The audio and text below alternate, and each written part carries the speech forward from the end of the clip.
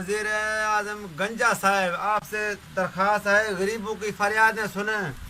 देख, अगर आपके बच्चे ऐसे मिर्च और लूण में मिक्स करके रोटी अगर खाते तो आप इतना महंगाई नहीं करना पड़ता। अभी घी और सब सामान महंगाई वजह से देख, हम आज बच्चों मेरे बैठो, हम अपना बच्चों को मिर्च और लूण मिक्स करके इसको रोटी खिलाते हैं।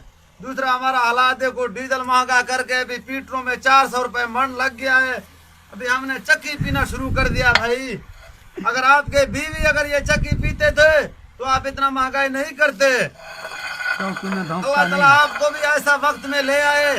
गरीबों को देखो कैसे हालात में अपना गुजारा कर रहे हैं। सब मुसलमान सुन के इसको आगे शेयर कर दो ताकि उन तक पहुंच जाए। दूसरी हालात देखो, हम इस लालटीन से अपना गुजारा करते थे, दीवा बालते थे। अभी तो पहले तो मिलता नहीं है मिट्टी तेल, और मिलने की वजह से अभी अपना खून बेच के मिट्टी तेल लेना पड़ता है।